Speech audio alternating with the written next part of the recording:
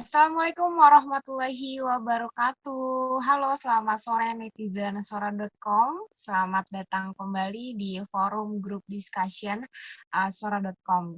Dan kali ini FGD-nya bertemakan transpuan semakin terabaikan di masa pandemi COVID-19. Diskusi ini merupakan kerjasama Sora.com dengan Satuan Tugas Penanganan COVID-19. Saya tidak sendiri kali ini karena saya sudah bersama narasumber. Beliau adalah aktivis Sanggar Suara, yaitu Rere Agustia. Rere ini merupakan pemenang Miss Trans School 2017 dan setelah itu aktif di berbagai kegiatan dalam memperjuangkan hak-hak transpuan. Selamat sore, Kak Rere. Apa kabar? Halo, selamat sore Mbak Ria. Baik ya, Kak. Kenal semua. Terima kasih loh Kak Rere sudah meluangkan waktunya untuk mau berdiskusi dengan kami. Iya, dengan senang hati dan hari ini acara Zoom meeting pertama saya setelah saya isoman. Jadi masih agak lemes-lemes tapi tetap semangat. Baik, terima kasih saya Iya, Kak Rere.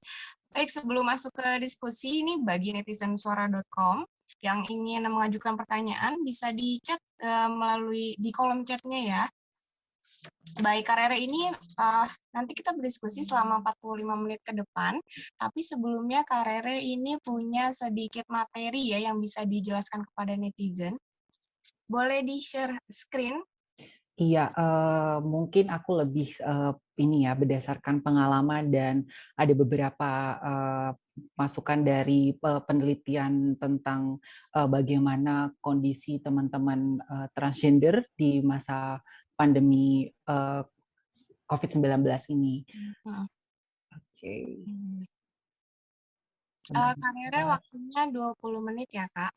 Iya, ini sudah cukup kelihatan belum ya? Atau Sudah jelas sih. oke, sudah jelas ya. Ya, sesuai dengan judul hari ini atau diskusi atau FGD hari ini, saya akan sedikit menyampaikan tentang bagaimana sih kondisi teman-teman transgender perempuan pada masa pandemi COVID-19 ini. Dan sebelumnya, perkenalkan saya Rere Agustia. Saat ini saya bekerja di Sanggar Suara.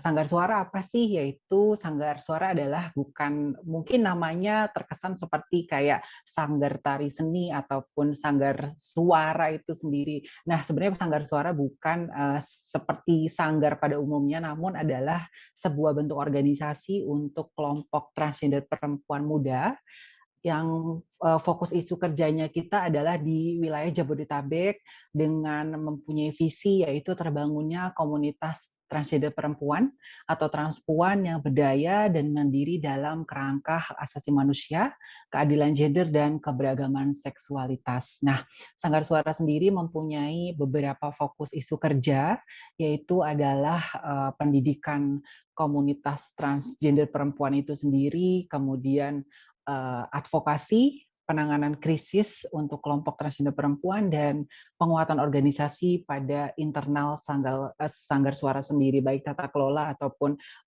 penguatan pada sistem keuangan dan lainnya, yang tujuannya adalah untuk menguatkan organisasi secara internal.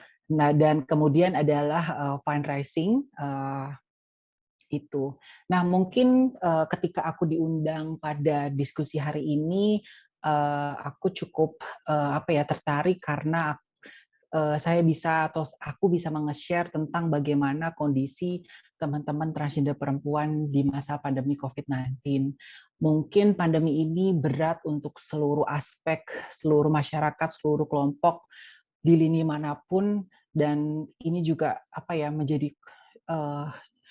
momen yang cukup berat untuk kelompok transgender perempuan itu sendiri. Nah, namun aku mau kayak membagikan bagaimana sih kira-kira sebelum masa pandemi dan ketika di masa pandemi ini bagaimana kelompok transgender perempuan itu menjadi lebih berat. Kayak mungkin kalau diibaratkan kayak pandemi COVID-19 ini menjadi seperti apa ya, kayak luka yang masih belum kering dan disiram alkohol sehingga kayak lukanya itu semakin menjadi perih dan luar biasa sakitnya karena ada pandemi COVID-19 ini. Mungkin aku sedikit bercerita bagaimana kondisi sebelum teman-teman transgender perempuan ini atau kelompok transgender khususnya itu menghadapi COVID-19 ini. Nah, kita tahu bahwa di Indonesia, kelompok transgender perempuan ataupun transgender lainnya ini menjadi salah satu bagian dari kelompok minoritas identitas yang ada di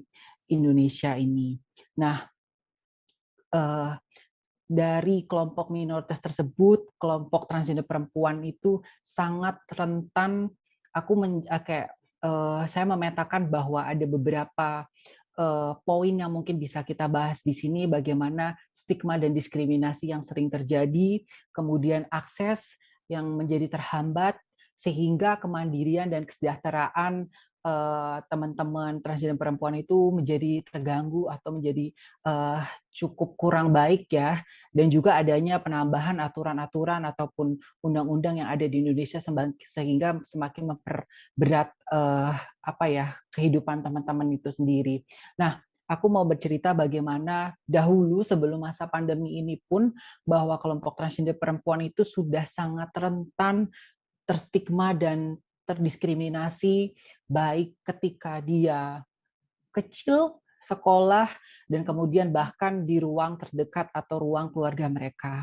Mereka seringkali mengalami bulian dan bahkan kekerasan mereka dialami atau mereka mengalami kekerasan ketika mereka masih kecil.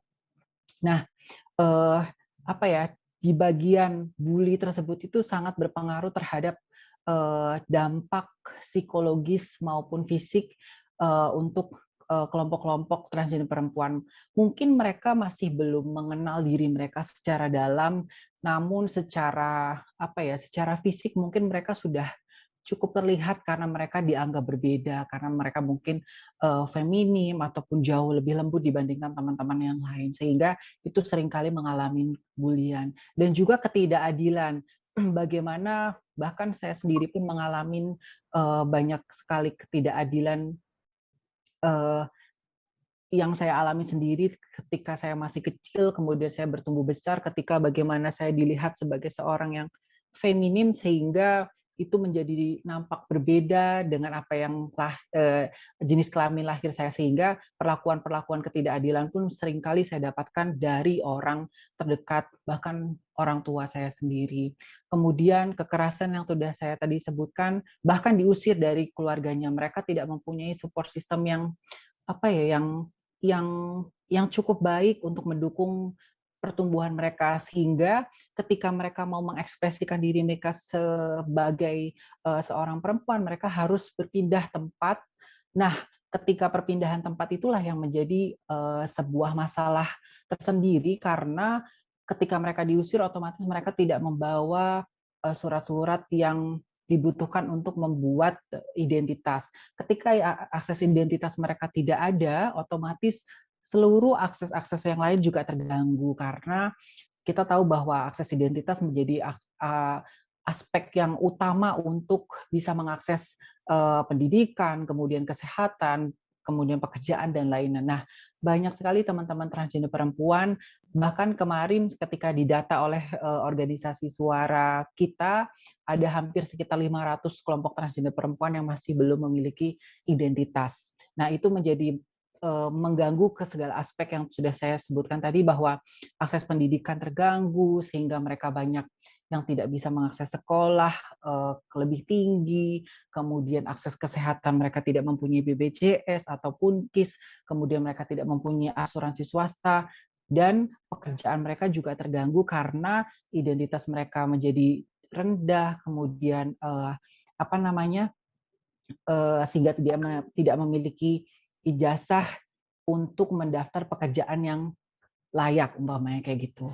Nah, dari aspek nomor 2 tentang akses, itu mempengaruhi terhadap bagaimana kemandirian dan kesejahteraan kelompok transgender perempuan itu sendiri. Ketika pekerjaan mereka tidak layak, otomatis mereka mencari pekerjaan yang yang accessible untuk teman-teman transgender perempuan yang saat ini adalah biasanya hanya sebagai kayak pekerjaan informal. Contohnya mereka menjadi pekerja seks ataupun mereka menjadi di beauty industry sebagai terapis ataupun pekerja salon, sehingga mereka banyak sekali yang tidak mempunyai kehidupan yang cukup layak. Belum lagi permasalahan-permasalahan yang ada di masyarakat dan kayak stigma, kembali lagi stigma yang seringkali dihadapkan oleh teman-teman transgender ketika mereka bertempat tinggal dan lain-lain. Mereka seringkali bahkan ditolak untuk tinggal di area kosan tersebut, atau mungkin mereka diterima tapi dengan catatan syarat-syarat tertentu. Kamu nggak apa-apa tinggal di sini, tapi kamu nggak boleh berpakaian seksi, kamu nggak boleh berpakaian kamu nggak boleh keluar malam, dan kamu nggak boleh berganti-gantian. Itu berganti pasangan ya. Padahal notabene banyak kelompok transgender perempuan yang bekerja sebagai pekerja seks. Dan juga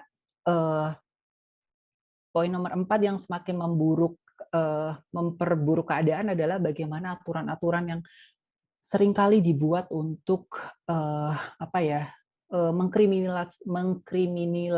mengkriminalkan teman-teman transgender perempuan itu sendiri. Contohnya kayak perda diskriminatif yang ada di Aceh, kanun jenayah, bagaimana teman-teman transgender perempuan itu tidak boleh untuk membuka salon dan lain-lainnya. Kemudian kita tahu bahwa saat ini banyak RUU yang bertujuan untuk yaitu tadi seperti mengkriminalkan teman-teman LGBT khususnya, baik yaitu RUU KUHP ataupun RUU Ketahanan Keluarga. Nah, ini sebelum di masa pandemi kita sudah menjadi kelompok-kelompok yang cukup berat di dalam proses kehidupan ini bersama kelompok teman-teman transgender, bersama kelompok LGBT lainnya, khususnya sebagai kelompok minoritas atau sebagai kelompok keberagaman minoritas di Indonesia masih dipandang sebagai kelompok yang buruk, kemudian pendosa, dan hal-hal lainnya. Nah, ketika di masa pandemi ini yang sudah saya tadi bilang bahwa pandemi ini menjadi cukup berat keadaannya dibandingkan masa-masa sebelumnya, karena yaitu tadi bagaimana seluruh lini menjadi terganggu, sehingga kelompok transgender perempuan yang sudah berat itu menjadi semakin berat kondisi kehidupannya. Berdasarkan penelitian kualitatif yang dilakukan oleh organisasi Outright International tentang dampak COVID-19 berat terhadap kelompok LGBT, ada 7 aspek yang di-highlight dalam penelitian tersebut, yaitu bagaimana kelompok-kelompok LGBT itu kehilangan mata pencaharian yang yang bagus, dan juga kayak meningkatnya kerentanan pangan yang ada, dan kedua adanya bagaimana terbatasnya akses kesehatan, baik akses untuk hormonal yang nanti akan saya jelaskan, kemudian mental health, kemudian akses pengobatan ARV pada teman-teman yang ODIF atau orang dengan HIV. Nah, ketiga adalah meningkatnya resiko kekerasan dalam keluarga. Keempat, meningkatnya kecemasan psikis, kemudian meningkatnya stigma sosial yang ada, dan juga penyalahgunaan kekuasaan negara, kecemasan terhadap kelangsungan organisasi termasuk dukungan pendanaan. Nah, ini berdasarkan hasil penelitian kualitatif yang dilakukan oleh Outright International. Namun kali ini saya akan lebih menspesifikkan bagaimana kondisi teman-teman transgender perempuan dari penelitian dari JTID atau Jaringan Transgender Indonesia itu sendiri. Aku mungkin akan sedikit menjelaskan saja bagaimana kondisi yang ada saat ini. Penelitian ini mengambil beberapa aspek inti, yaitu bagaimana tentang kondisi keamanan teman-teman transgender perempuan ataupun transgender laki-laki yang ada. Bagaimana pandemi COVID-19 ini mempengaruhi kelompok transgender dalam kesehariannya. Karena kita tahu bahwa keamanan dan kenyamanan itu berpengaruh terhadap aspek keseharian dan produktivitas untuk masing-masing kelompok, khususnya kelompok transgender perempuan itu sendiri. Nah, kemudian adalah bagaimana kita melihat dari aspek kesejahteraan. Aspek kesejahteraan itu terlihat dari bagaimana mereka bisa menjalankan kegiatan ekonomi, kemudian apa mereka berpengaruh terhadap kualitas kelompok transgender khususnya di aspek pemenuhan ekonomi tersebut. Dan ketiga adalah tentang bagaimana COVID ini berpengaruh terhadap kemandirian kelompok transgender perempuan, baik dalam pemenuhan tempat tinggal, kemudian aset-aset yang ada. Nanti mungkin aku bisa men-share tentang penelitian yang sudah dilakukan oleh teman-teman jaringan transgender Indonesia itu sendiri. Dan oke. Ya, total sampel adalah sekitar 450 diambil dari 3 wilayah, yaitu ada barat, timur, dan utara. Masing-masing daerah ditentukan melalui zona merah, zona kuning, dan zona hijau terhadap penyebaran COVID-19 di Indonesia itu sendiri. Sampling juga memperlihatkan tentang keberimbangan antara kelompok 18 sampai 35 tahun dan 36 tahun ke atas. Oh, oke, ini yang tadi. Oke, sebentar. Ya. Akses yang pertama yang kita lihat adalah bagaimana tentang akses informasi itu sendiri untuk kelompok transgender perempuan. Dari hasil survei, memang hampir setiap hari teman-teman transgender mengikuti perkembangan COVID-19. Mereka mengikuti dari media, kemudian dari akses dari petugas kesehatan, kemudian bahkan dari teman kayak gitu. Itu memang ada perkembangan sekitar 59%. Mereka ingin tahu bagaimana kondisi COVID-19 yang ada. Namun sisanya masih banyak yang tidak terpapar informasi yang jelas, bahkan ada yang tidak tahu atau tidak bisa mengakses informasi yang ada karena mereka memiliki keterbatasan, mereka tidak mempunyai handphone dan mereka tidak mempunyai kuota pada kelompok transgender perempuan. Karena yaitu kita tahu bagaimana kondisi COVID ini cukup memberatkan sehingga untuk kuota saja mereka tidak bisa. Bahkan bukan cuma kuota, untuk pemenuhan kebutuhan sehari-hari pun mereka cukup terganggu atas adanya COVID-19 ini. Nah, ini berpengaruh terhadap akses informasi yang mereka dapatkan sehingga banyak berita yang simpang siur ataupun bahkan mereka masih belum tahu bagaimana cara penanganan atau pencegahan COVID yang ada di awal pandemi. Karena ini dilakukan di sekitar tahun 2020. Sedangkan sekarang kan sudah di tahun 2021. Jadi ada terbatasnya informasi yang mereka dapatkan. Dan kemudian adalah dampak ekonomi. Dampak ekonomi yang cukup paling terasa untuk kelompok transgender perempuan dan transgender laki-laki itu sendiri, hampir 95% mereka mengalami penurunan pendapatan untuk pemenuhan hasil pemenuhan untuk kebutuhan sehari-hari maksud saya, sehingga dampaknya itu sangat berasa sekali. Penurunan itu hampir sekitar 95%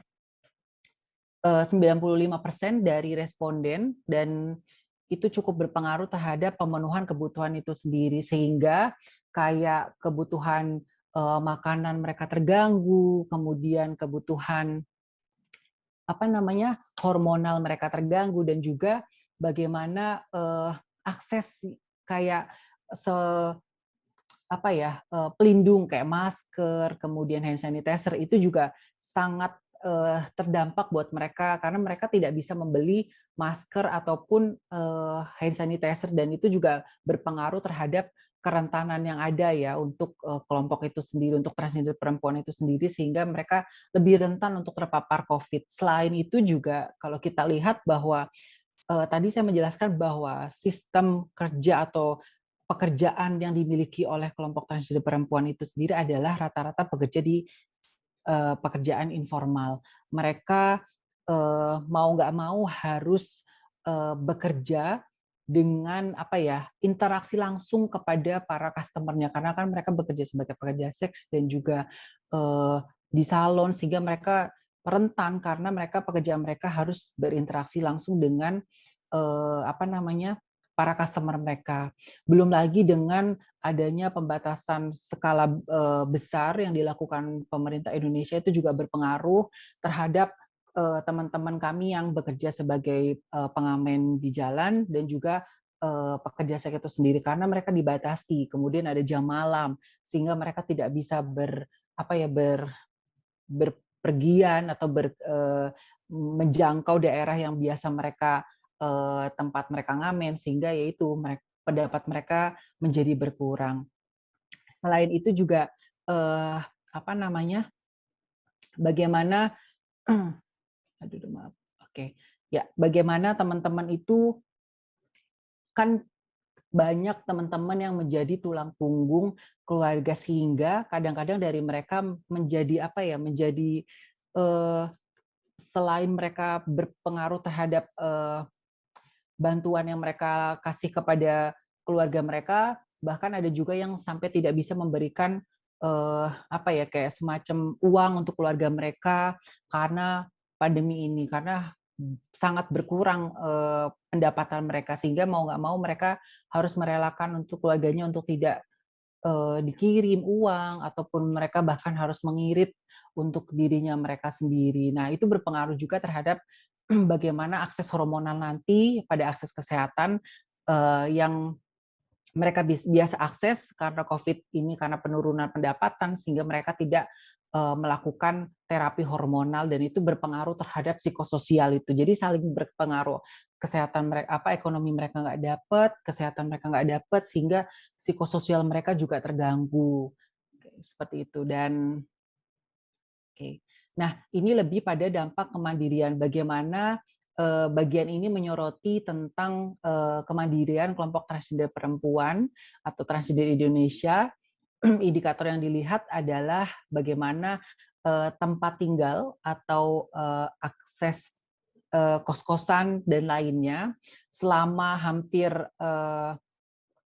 COVID-19 ini masih banyak teman-teman yang bahkan tidak memiliki tempat tinggal karena mereka banyak yang keluar dari kosan karena tidak bisa membayar kosan sehingga mereka menumpang kepada temannya ataupun mereka tinggal di mes sehingga kerentanan-kerentanan lainnya juga berpengaruh ya. Kalau umpamanya udah nggak punya duit kemudian numpang itu kan jadi apa ya, rentan untuk berantem walaupun itu dengan teman atau kelompok temannya sendiri yang di kosan itu. Nah, itu berpengaruh juga terhadap kayak aspek psikologis mereka.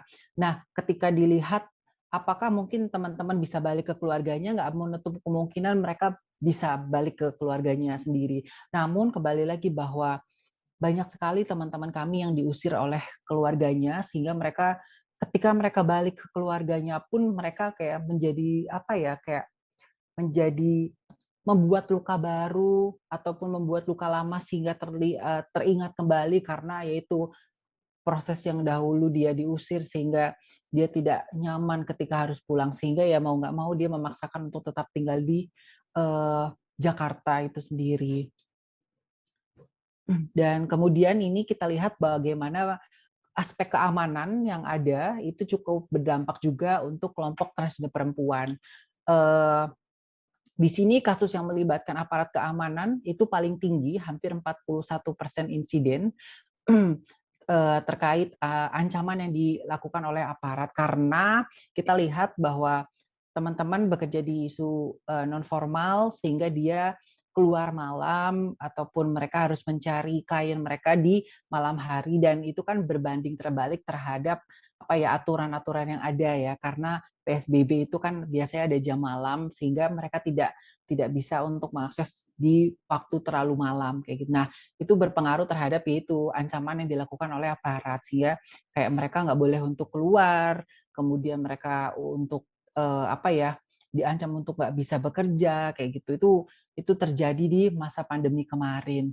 Nah, itu juga berbanding terbalik terhadap bagaimana aspek bantuan yang dilakukan oleh eh, pemerintah itu sendiri. Selain tadi bagaimana teman-teman transgender tidak memiliki KTP, kemudian mereka kadang-kadang tidak berdomisili karena sering berpindah-pindah tempat, sehingga akses bantuan yang diberikan pun berpengaruh karena mereka tidak bisa mengakses akses bantuan yang ada. Ketika ada pun, yaitu balik lagi mereka biasanya harus mempunyai domisili, sedangkan mereka banyak yang tidak mempunyai domisili. Akhirnya yaitu mereka tidak bisa mengakses bantuan yang dilakukan oleh pemerintah.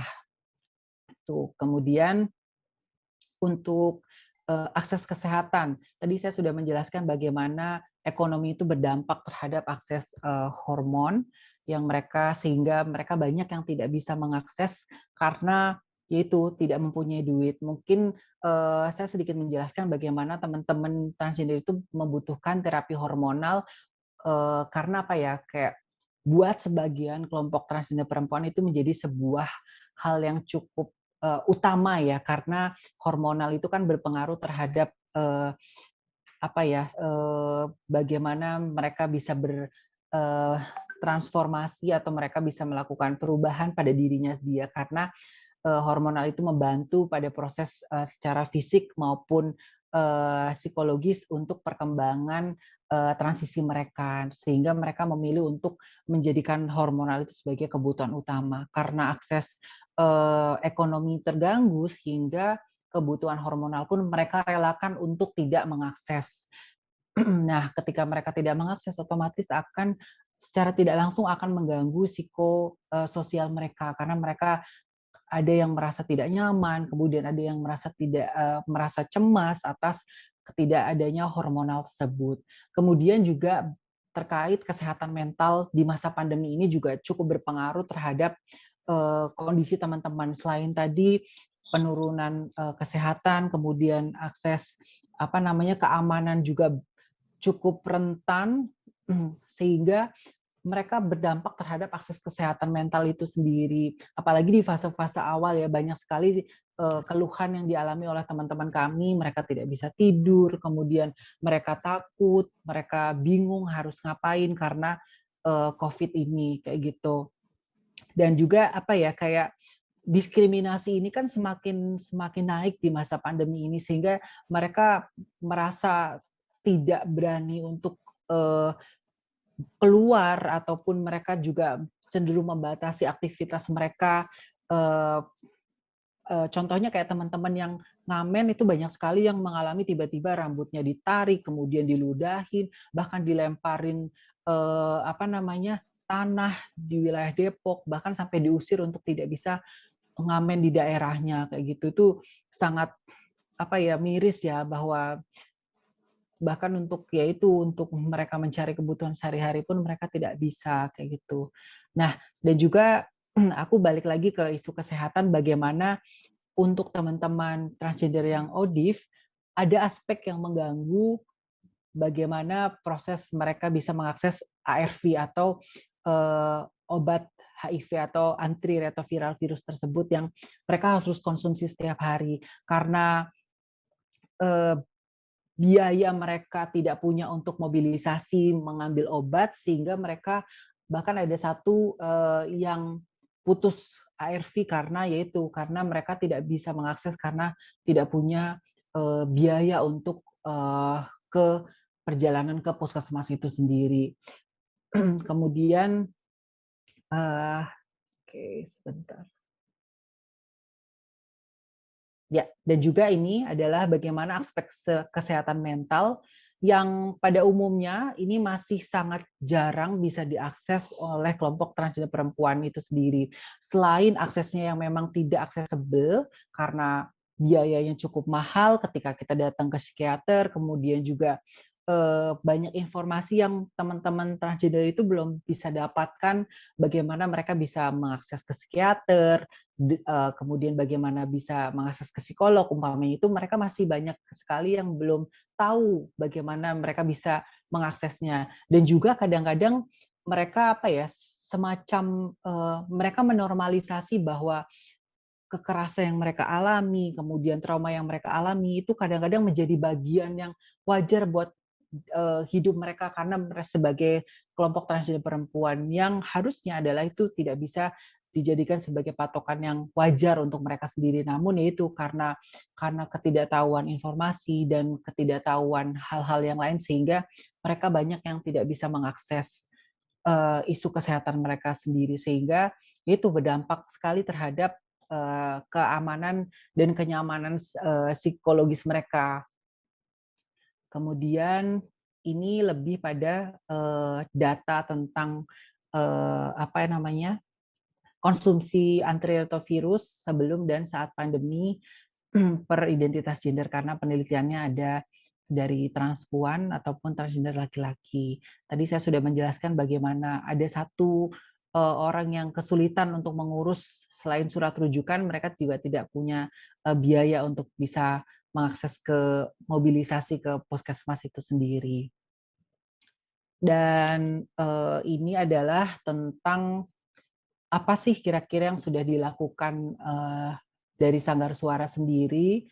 Selain Sanggar Suara melakukan penggalangan dana, Sanggar Suara sendiri juga melakukan penguatan kepada kawan-kawan baik yang tidak terkena COVID ataupun mereka yang terkena COVID. Kami sempat melakukan beberapa penanganan untuk teman-teman kami yang positif COVID-19, yaitu kami melakukan penanganan secara mandiri. Jadi kami membantu teman-teman transgender yang mengalami COVID-19, kami dibantu untuk mereka bagaimana bisa mereka bertahan hidup untuk pemenuhan kebutuhan, vitamin, dan rasa aman dan nyaman yang ada kayak gitu. Karena itu kayak di beberapa pengalaman teman-teman mereka tuh takut untuk mengakses akses kesehatan maupun wisma atlet ataupun akses kesehatan lainnya karena sistem kesehatan di Indonesia itu masih sangat biner. Mereka hanya mengenal laki-laki dan perempuan sehingga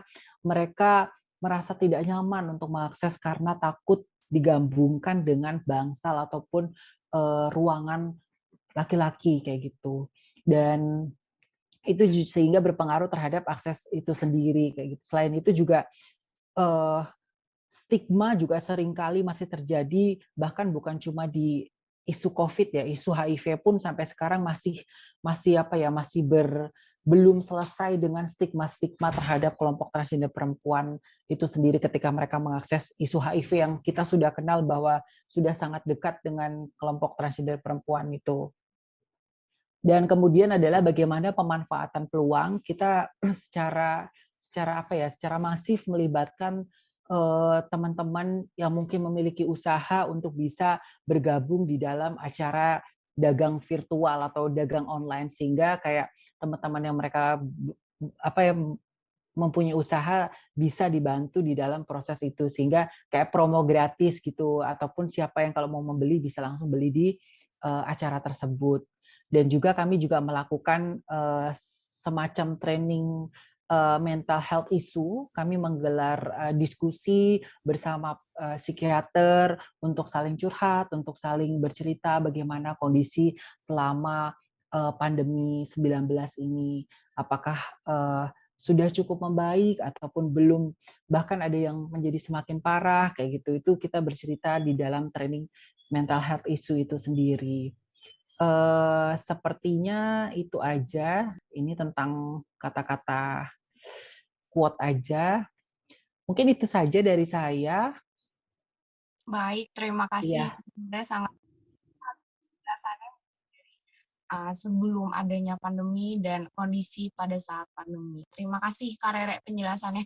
Tadi iya, menarik menurut saya adalah ketika misalnya terpapar COVID-19 dinyatakan positif, kan kesehatannya kan di ini Kak putus-putus, mohon maaf. ulangi ya Kak Rere. Ya, boleh boleh.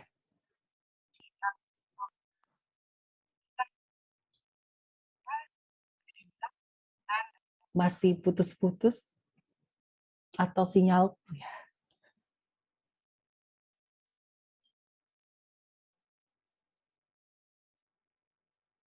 Ya,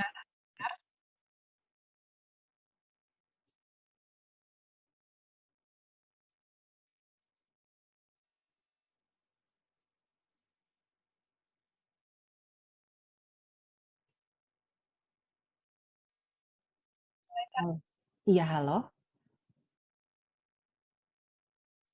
terdengar Iya, sudah terdengar. Tadi tidak ada suaranya, Kak. pelan sejenak tadi. Iya. Nasibnya teman dari kan mereka kesulitan mengakses yang bikin adalah bagaimana ketika teman-teman 16 misalnya. Lantas Bagaimana ketika teman-teman transgender perempuan itu dinyatakan positif, kemudian apakah tidak ada suaranya lagi? penanganannya, Oh, oke. mana harus berarti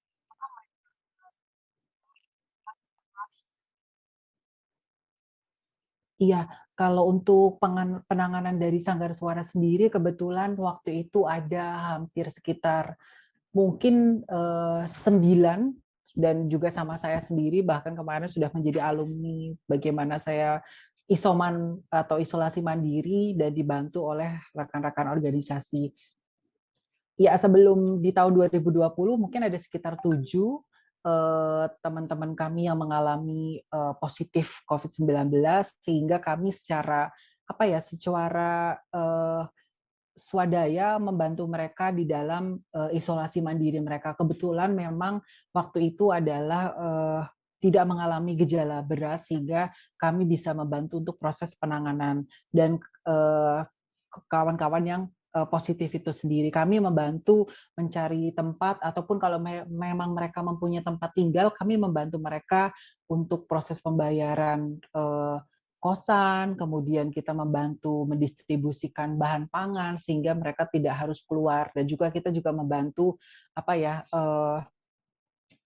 pembelian vitamin untuk mereka, itu, sehingga ya itu mereka bisa tetap diam di rumah, dan juga kita kayak memberikan semacam subsidi untuk penggantian kebutuhan makan mereka sih, kayak gitu. Jadi mereka tetap masih bisa mendapatkan uang walaupun mereka tidak bisa bekerja, kayak gitu. Karena kan banyak sekali teman-teman yang masih menjadi tulang punggur. Namun ya itu, kami masih sangat terbatas dengan dana yang ada, dan juga kami juga belum bisa mengakomodir kebutuhan teman-teman yang lain. Mungkin banyak juga teman-teman yang positif, namun tidak terdeteksi ya, karena mereka jarang melakukan pemeriksaan antigen ataupun PCR yang saat ini memang masih cukup mahal untuk mereka. Jangankan buat antigen, buat makan aja mereka nggak ada, kayak gitu, Kak. Itu sih. Rere ini kan berkonsentrasi untuk teman-teman trans.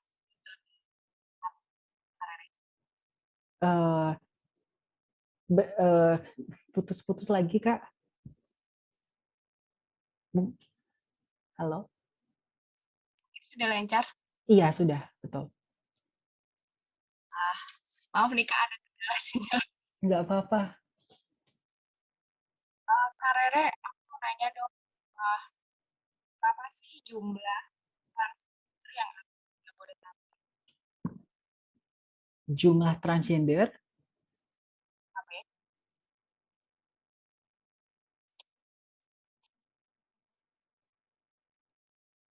Halo?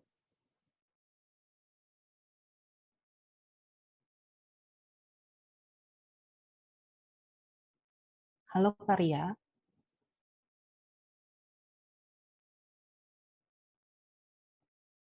Nge-freeze.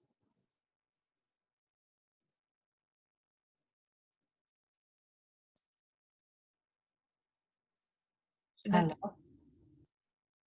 Hilang lagi. tertulis sebentar. Iya. Mungkin terdengar kali ya. Iya, sudah.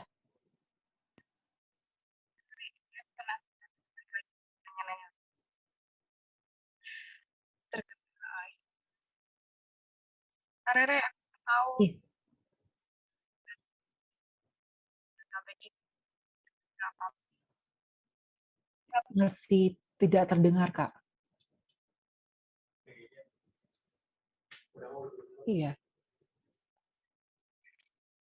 Kak Ria mungkin coba pakai earphone dari saran.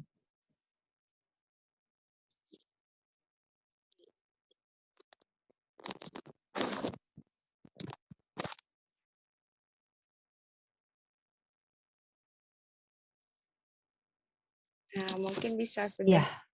betul, sudah aman. Ya terganggu sinyal terputus-putus.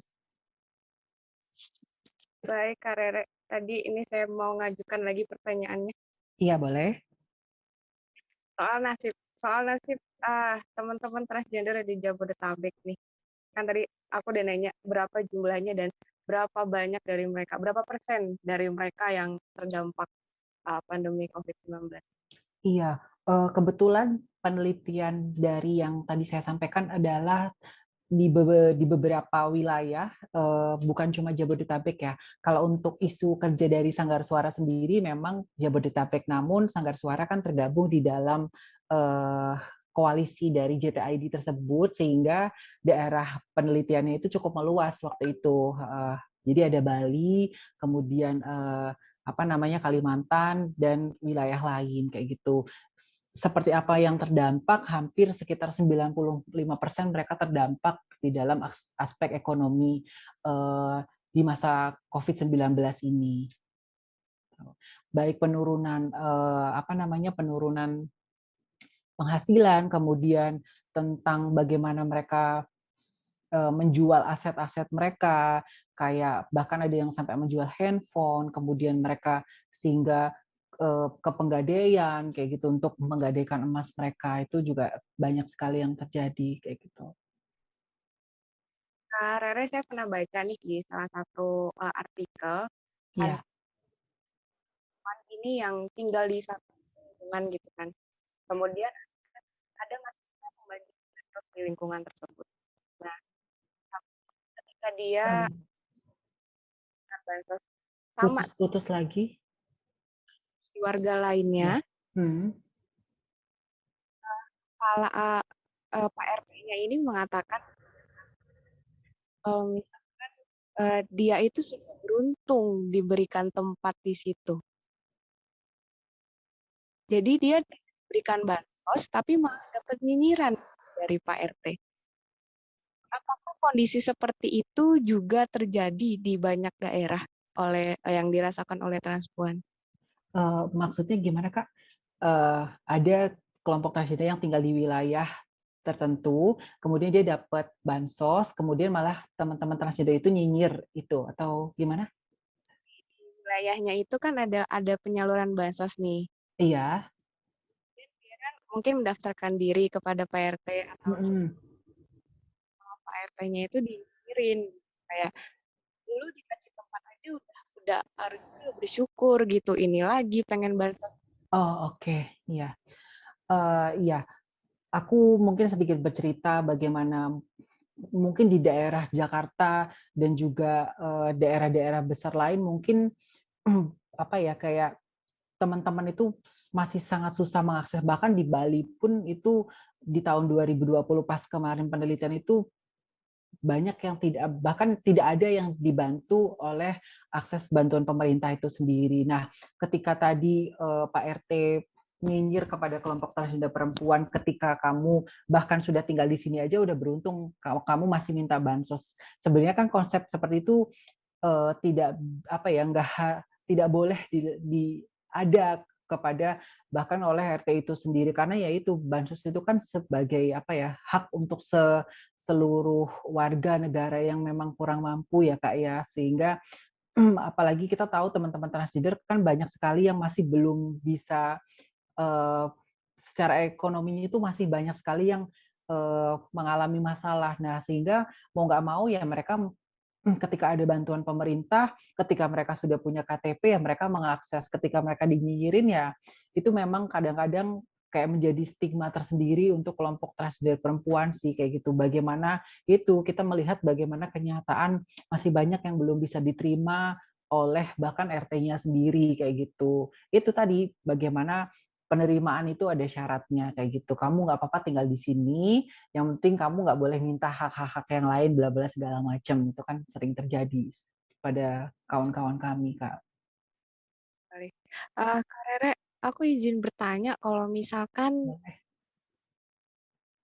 cuman saat ini kan masih banyak nih ada yang belum memiliki kartu identitas. Itu ada berapa sih jumlahnya? Iya, jadi kalau untuk ngomongin jumlah yang real, sampai saat ini masih belum ada penelitian yang secara spesifik menyebutkan kira-kira teman-teman itu uh, berapa yang tidak punya KTP. Namun kemarin pas kami membantu kawan-kawan dari Suara Kita dalam proses advokasi KTP, hampir sekitar 500 lebih kawan-kawan yang tidak punya KTP dan itu tersebar di beberapa wilayah. Nah, itu juga pasti bisa bertambah lagi jika secara masif itu disebarkan secara luas ataupun mungkin secara penelitian itu dilakukan secara menyeluruh, itu mungkin bisa akan bertambah lagi bagaimana banyaknya teman-teman yang tidak mempunyai KTP tersebut kayak gitu, Kak. Heeh. Ini bisa sampai 500 lebih, artinya dari ratusan Iya, mendapatkan bansos, tidak mendapatkan apa namanya, akses kesehatan dan juga tidak mendapatkan vaksin, Kak Rere ya? iya, betul. Itu berpengaruh terhadap segala aspek. Mereka nggak bisa dapat bantuan, mereka nggak bisa dapat BPJS, mereka nggak bisa dapat akses ke Wisma, umpamanya mereka nggak bisa dapat vaksin. Itu sih. Dan itu juga menambah kerentanan kan kayak gitu untuk teman-teman yang tidak punya KTP kayak gitu. Apakah apakah ada transpuan yang sempat mencoba gitu, yang memiliki misalkan memiliki KTP nih, dia mencoba untuk, mendapatkan vaksin, apakah itu diberikan kemudahan oleh, pemerintah atau seperti apa? Iya, mungkin di beberapa waktu yang lalu, hanya sebagian besar kelompok, teman-teman yang bekerja di NGO untuk penanganan HIV saja yang bisa mengakses. Yang lainnya masih belum, karena kan masih belum ada program gerilya kayak sekarang kan. Nah, mungkin di era ini beberapa temanku sudah mengakses dan itu boleh, yang penting mereka mempunyai KTP. Mungkin kalau di, beberapa waktu yang lalu yang masih belum ada, eee vaksin gerilya seperti ini itu susah, hanya mereka yang bekerja di NGO ataupun mereka punya kuota dari organisasi lain kayak gitu. Tapi kalau sekarang sih beberapa temanku udah dapat akses yang vaksin itu sendiri. Mereka tinggal daftar segala macam tanpa ada masalah sih, kayak gitu. Kemarin juga dari pemerintah ini kan sudah menggalakkan, apa, dari dapil nih khususnya, apa namanya, bahwa, masyarakat transgender ini, bisa mendapatkan akses, apa, pembuatan kartu identitas. Apakah itu semua semua transgender sudah mendapatkan manfaatnya, Kak? Iya, kemarin pun pas, di awal, apa ya, advokasi kita bersama tim volunteer lain dari Mmm. Suara Kita dan organisasi yang lain, itu pun dari 500 data yang dapat KTP itu hanya 30.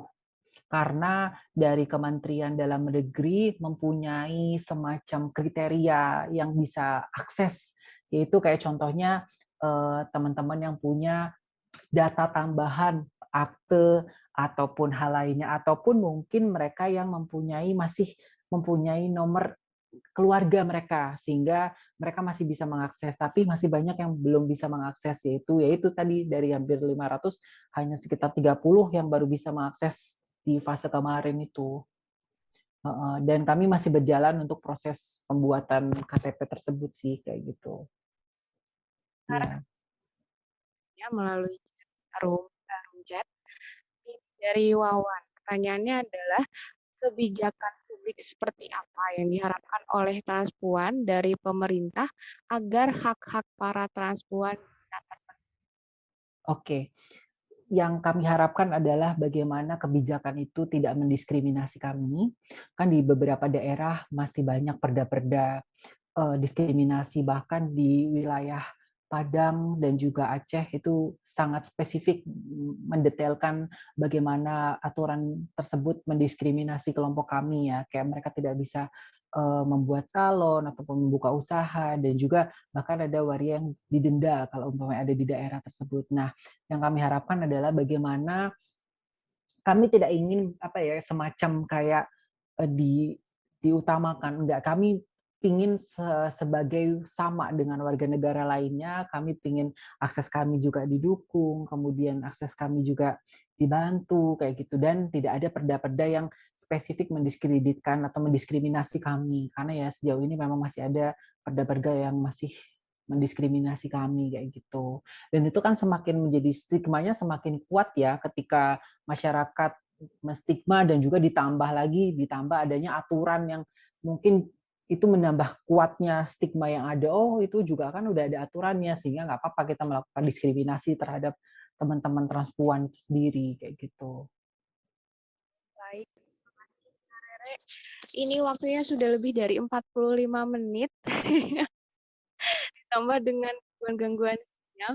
Terima kasih atas kesempatannya Kak Rere, terima kasih atas ilmunya, informasinya sangat bermanfaat, dan semoga teman-teman transgender ke depannya ini lebih diperhatikan oleh pemerintah, terutama dalam pandemi COVID-19 ini ya. Iya, amin. Iya. Dan segala macam, karena kita semua ini sama gitu ya, Kak Rere. Iya, mungkin yang mau aku highlight bahwa ya, apa ya, bukan berarti pemerintah mengabaikan kita, nggak, mungkin cuma memang ada beberapa hal yang menurut kita mungkin masih bisa diperbaiki untuk bisa, apa ya, kayak saling bisa menguatkanlah di masa pandemi ini, kayak gitu. Mungkin dimudahkan di dalam proses pemberian vaksin, ataupun mungkin, apa ya, dimudahkan di dalam proses pemberian bantuan, sehingga teman-teman juga bisa mengakses dengan mudah walaupun mereka tidak mempunyai KTP umpamanya kayak gitu. Itu sih harapan kami sih kayak gitu. Walaupun memang usaha-usaha pemerintah juga banyak juga yang memberikan kebaikan buat kelompok-kelompok teman-teman lainnya kayak gitu. Terima kasih sekali lagi Kak Rere. Dan buat teman-teman netizen.com, jangan lupa nanti diskusi ini juga akan ditayangkan di Dailymotion dan juga YouTube. Terima kasih sekali Kak Rere atas waktunya. Iya, dengan senang hati. Dan jangan lupa nanti masih ada diskusi menarik lainnya. Dan ya, terima kasih Pak. Assalamualaikum warahmatullahi wabarakatuh. Waalaikumsalam. Iya, aku boleh